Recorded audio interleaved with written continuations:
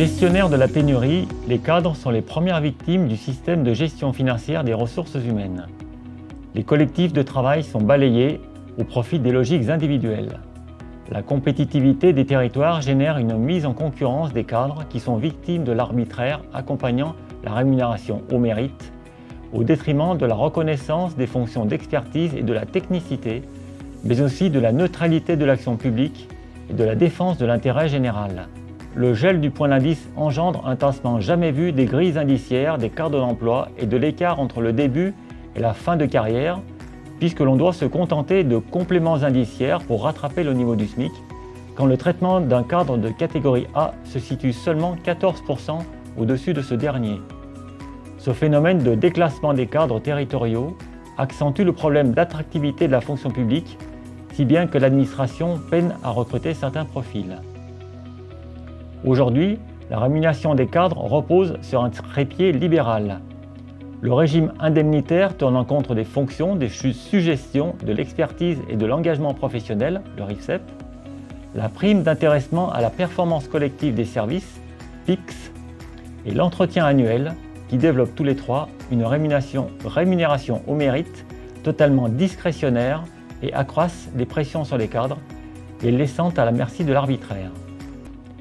Ainsi, ce sont bien les cadres dont la rémunération est de plus en plus individualisée qui sont particulièrement percutés par ce changement de paradigme avec le développement de différentes primes qui constituent des outils pour assujettir les cadres à l'asphyxie financière des services publics et contribuent à la perte de sens et d'intérêt général et du service public. La reconnaissance des qualifications, de l'expertise et de l'exercice des responsabilités nécessite une remise à niveau de l'ensemble des salaires, à commencer par ceux des jeunes diplômés. L'UFICT-CGT revendique donc l'abrogation de la loi Dussopt dite de transformation de la fonction publique, une revalorisation immédiate du point d'indice et un plan de rattrapage des pertes accumulées, le doublement de la rémunération dans un même cadre d'emploi entre le début et la fin de carrière, l'abrogation des décrets sur l'intéressement collectif et sur le RIFSEP,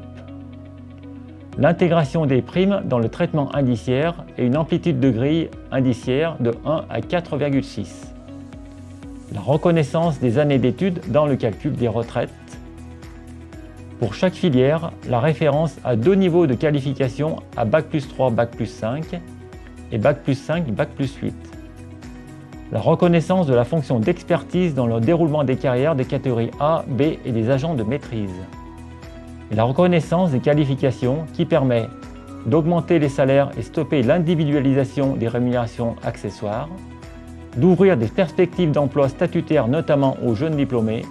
et enfin de gagner l'égalité salariale femmes-hommes prioritairement par la revalorisation des filières féminisées.